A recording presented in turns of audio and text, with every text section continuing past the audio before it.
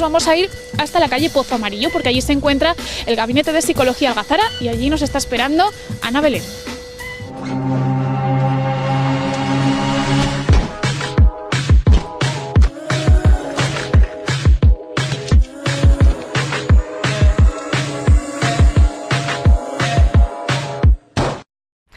Una semana más, como les avanzábamos en nuestro sumario, aquí nos encontramos en el Gabinete de Psicología Algazara y estamos con Ana Belén. Muy buenas, Ana Belén. Buenas, ¿qué tal? Y feliz año, que ya estamos avanzando casi en enero, pero todavía no te habíamos visto. Igualmente. Cuéntanos de qué tema vamos a hablar hoy, porque tiene que ver con las personas con discapacidad, que además es una de tus especialidades. Sí, yo estoy especializada en la atención a personas con discapacidad, fundamentalmente discapacidad intelectual. Entonces, el tema que me parecía interesante tratar hoy es ver cómo es la salud mental, cómo afectan los problemas de salud mental o los problemas de conducta a las personas con discapacidad, que tiene sus peculiaridades. ¿Qué es lo que entendemos normalmente cuando hablamos de una persona con discapacidad? ¿Qué es una persona o quién es una persona con discapacidad? Bueno, la discapacidad es un concepto muy amplio, porque hay distintos tipos de discapacidades. Están las discapacidades sensoriales, que quizás son las más conocidas, pues porque hablamos de personas con problemas de visión, ciegos o con problemas de audición, cuando llegan a ser sordos. Hablamos también de discapacidades físicas, que bueno, pues todas estas personas que están en silla de ruedas por lesiones medulares o por otro tipo de causas, y de discapacidades intelectuales. La discapacidad intelectual es cuando hay una afectación a nivel cognitivo y el ejemplo más conocido son las personas con síndrome de Down, ¿vale? Aunque también hay otros casos en los que hay una causa física, como es la parálisis cerebral, y puede cursar o no con una discapacidad intelectual. Ahí es donde, en estos casos, es donde la salud mental tiene unas peculiaridades más específicas que en otros casos. ¿Qué problemas ya de tipo psicológico pueden presentar estas personas que tienen discapacidad? Los problemas que pueden presentar son los mismos que cualquier otra persona, porque no están libres de problemas emocionales, de estado de ánimo, de ansiedad. Más bien al contrario, se ha establecido que hay aproximadamente 4 o 5 veces más problemas de salud mental en personas con discapacidad, sobre todo intelectual, que en el resto de la población. Entonces, la problemática que nos podemos encontrar es casi la misma que en el resto, añadido que suele haber un tipo de problemas más específicos, que son los problemas de conducta. Los problemas de conducta pueden ser un síntoma de un problema emocional, de un trastorno emocional, o pueden ser un trastorno en sí mismo de alteración de la conducta, en la que el problema que está teniendo esa persona tiene que ver específicamente con ese aspecto. Por lo tanto, los problemas que tienen que ver ya más con la salud mental se manifestarían de la misma manera en personas con discapacidad que en el resto de la población. No, hay especificidades en este colectivo. De hecho, bueno, los psicólogos y los psiquiatras tenemos un manual de psicodiagnóstico, está el sistema europeo, que es la CIE, y el sistema americano, que es un poco el más implantado, que es el DSM, y entonces se ha hecho una adaptación de los criterios diagnósticos del DSM para población, sobre todo con discapacidad intelectual. Es decir, para el resto de discapacidades sí se dan de una manera mucho más similar a la que nos puede pasar a ti o a mí en un momento dado. Pero en el caso de personas con una discapacidad intelectual, como a nivel cognitivo, su procesamiento de la información, sus capacidades de comunicación tienen algún déficit, esto hace que afecte a cómo se presenta la sintomatología en un problema de salud mental. Entonces hay criterios muy específicos. Por ejemplo, es muy habitual que una persona con una discapacidad intelectual que tiene depresión se muestre agresiva, mientras que en una persona sin ese tipo de discapacidad es difícil que por una depresión llegue a estar agresivo. Puede contestar de una forma más irritable, pero no llega a ser agresivo. Y uno de los aspectos clave en los problemas de salud mental en este colectivo es que los problemas de conducta a los que me refería antes muchas veces son síntomas. A veces constituyen un problema en sí mismo, pero en otras ocasiones son síntomas. Si una persona agrede, si una persona se autolesiona, si una persona rompe cosas o trata de huir, de escapar, ese tipo de problemas en ocasiones nos están indicando que hay un trastorno mental de fondo, que puede ser una depresión, puede ser un problema de ansiedad, puede ser un duelo mal llevado, porque en el caso del duelo, por ejemplo, se les suele mantener muy al margen, no se les deja participar demasiado en todo lo que es el proceso de pérdida de un padre, de una madre, como un modo de protegerlos. ¿Y eso es positivo o eso es contraproducente? Totalmente contraproducente. Hay que adaptarse a la persona que tenemos delante, pero en general, en líneas generales, es contraproducente. Hay que hacerle partícipe en la medida en que esa persona es posible y quiere. ¿Vale? Es decir, una persona con un deterioro muy importante apenas va a ser consciente de lo que está pasando, pero hay muchas personas con una discapacidad intelectual en grado leve o moderado que sí saben que ha habido una pérdida, que esa persona ya no va a estar y de repente simplemente no la ven en casa. No, si podemos que participen en el velatorio, si pueden ir al funeral, y si quieren, o sea, lo importante es respetar su elección. Si yo le explico cuál es la situación, qué es lo que ha pasado, adaptando esa información, utilizando imágenes, vídeos, lenguaje verbal, lo que sea necesario en función de las características de la persona, ¿vale? Entonces, en el momento en el que esa persona ha comprendido mínimamente cuál es la situación, hay que darle la posibilidad de que elija si quiere participar o no de este proceso, porque en muchas ocasiones parece que no se ha enterado, que lleva una vida totalmente normal, que no ha pasado nada y de repente empieza a comportarse de un modo extraño. Evidentemente sí se ha enterado y lo que está saliendo ahí es un duelo que no está resuelto. Es decir, aquí ha pasado algo, aquí me falta una persona y yo no me he podido ni despedir. Entonces eso es un foco importante de problemas emocionales en este colectivo.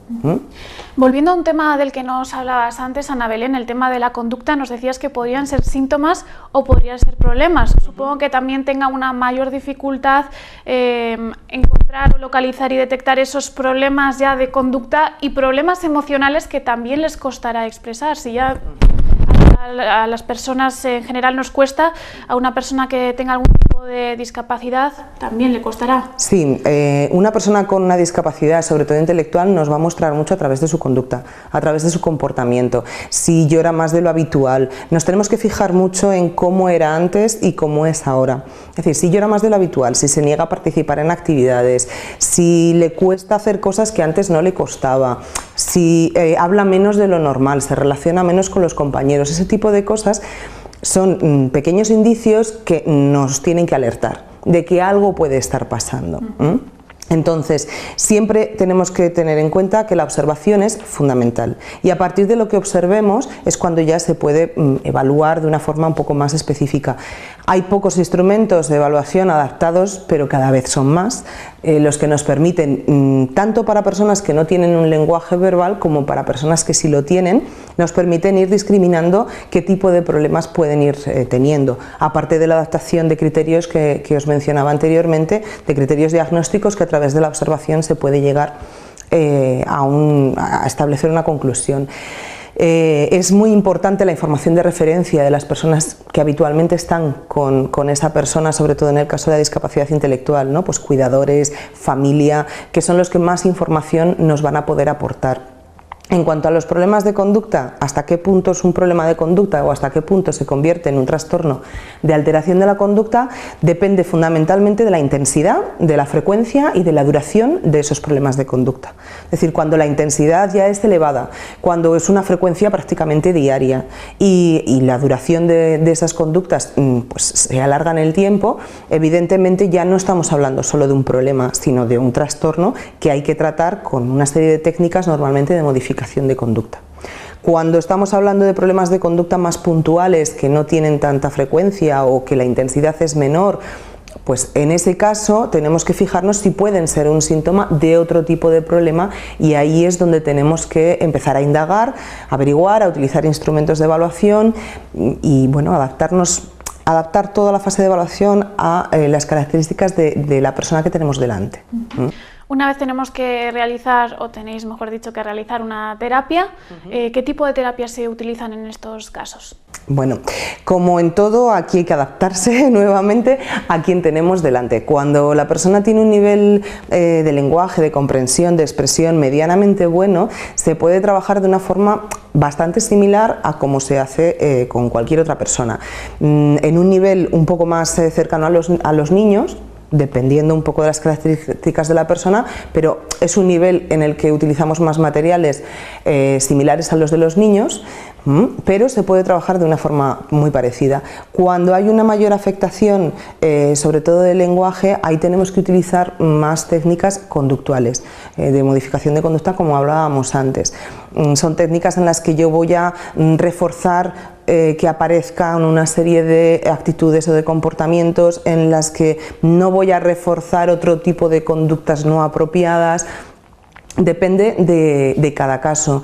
Hay metodologías específicas, como son los métodos basados en la comunicación de CAR, en los que de lo que se trata es de enseñar a la persona a comunicarse de una forma funcional, o el apoyo conductual positivo, que es toda una filosofía en la que lo que montamos es un equipo de apoyo para esa persona, un grupo de apoyo formado por gente que a ser posible haya elegido esa persona, y en la que se combinan múltiples técnicas, desde pues eso, modificación de conducta o técnicas de contención para situaciones muy críticas, a otro tipo de enseñanza de habilidades, de técnicas de relajación, de habilidades sociales, de habilidades de comunicación, de diferentes técnicas que vamos a ir escogiendo en función de la persona.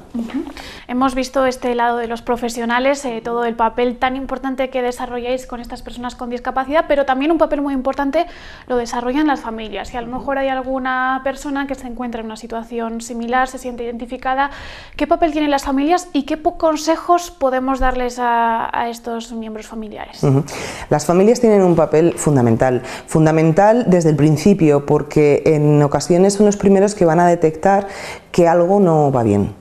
En el momento en el que son quienes conviven con esa persona, van a ver pues cambios en el comportamiento o síntomas que antes no estaban presentes. Entonces, en muchas ocasiones van a ser los primeros que te hagan la demanda, te digan: es que no lo vemos bien, es que apenas duerme, es que no quiere comer, o está muy nervioso, nos contesta muy mal. Son los primeros que van a detectar. Entonces, uno de sus papeles es estar un poco ojo a visor en cuanto ven cosas que se salen un poco fuera de lo normal, para comentarlo con el profesional correspondiente y que todo el mecanismo empiece a funcionar. Una vez que esto ya se ha hecho y que ya estamos trabajando sobre el problema que se haya encontrado, pues es muy importante que haya una cooperación y comunicación muy continuada con los profesionales que estén trabajando sobre el problema con su hijo, su hija, su hermana, el familiar que sea. ¿Por qué? Porque algo fundamental en estos casos es que en todos los contextos las pautas sean las mismas. Es decir, tiene que haber muchísima coherencia, porque una persona como nosotros tenemos más capacidad de discernir un ambiente de otro, pero ellos necesitan que en todos los ambientes se les trate de un modo muy similar, porque adaptarse a cada uno es una de sus dificultades. Entonces es importantísimo que si yo voy a reforzar este comportamiento en casa, también lo refuercen, que si yo cuando llora voy a hacer X actuación, en casa lleven a cabo la misma. De ahí, por ejemplo, el formar esos grupos de trabajo, como en el apoyo conductual positivo, en el que siempre suele haber un miembro de la familia, en el que también es conveniente que haya algún miembro de algún otro entorno muy frecuente de la persona.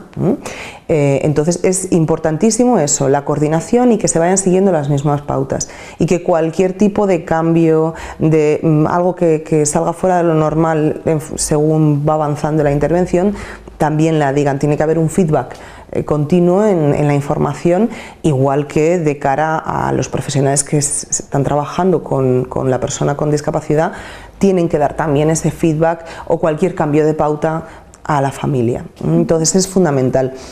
Como recomendaciones, pues lo más importante es que si en un momento dado notan cambios en el comportamiento o en el estado de ánimo de su familiar con discapacidad, sobre todo si tiene alguna afectación del lenguaje, observen.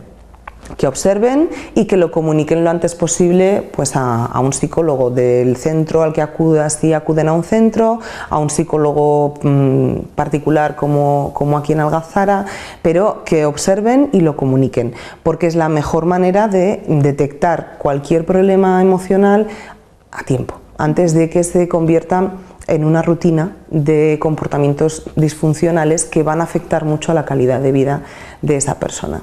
Bueno, pues con esas dos palabras y esos dos grandes temas nos vamos a quedar: observación y comunicación, para cerrar esta charla tan interesante con Ana Belén. Muchísimas gracias por recibirnos de nuevo aquí en Psicología Algazara, y nos vemos en unos días. Muy bien.